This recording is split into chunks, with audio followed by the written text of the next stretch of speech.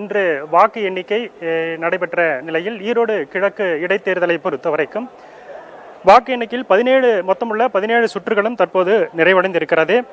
திமுக வேட்பாளர் சந்திரகுமார் 90,629 வாக்குகள் வித்தியாசத்தில் வெற்றி பெற்றிருக்கிறார். அடுத்ததாக நாம் தமிழர் கட்சி வேட்பாளர் சீதாலட்சுமி 23,810 வாக்குகள் பெற்றிருக்கிறார். திமுக வேட்பாளர் மொத்தம் 1,14,439 வாக்குகள் பெற்றிருக்கிறார். மூன்றாவது இடத்தில் நோட்டா இந்த மூன்றாவது இடத்தை பிடித்திருக்கிறது. 6,040 வாக்குகள் நோட்டா பெற்றிருக்கக்கூடிய சூழ்நிலையில் மொத்தம் ஈரோடு கிழக்கு இடைத்தேர்தலில் வாக்கு பதிவுகளை பொறுத்தவரைக்கும் 1,54,657 வாக்குகள் பதிவாகி இருந்தது. இந்த நிலையில்தான் தற்போது இன்று காலை முதல் விறுவிறுப்பாக வாக்கு எண்ணிக்கை நடைபெற்று வந்த நிலையில் தற்போது 17 சுற்றுகளும் நிறைவடைந்திருக்கிறது.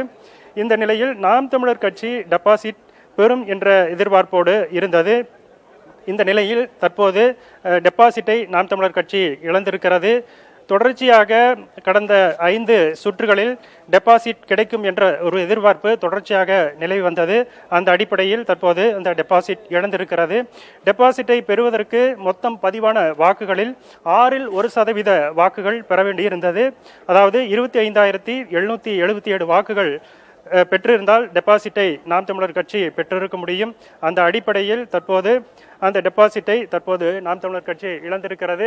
நாம் தமிழர் கட்சியினர் கடந்த இடைத்தேர்தலில் 10,800 வாக்குகள் பெற்றிருந்த நிலையில் தற்போது இந்த தேர்தலில் 2 மடங்காக அந்த வாக்கு வித்தியாசம் என்பது இருக்கிறது.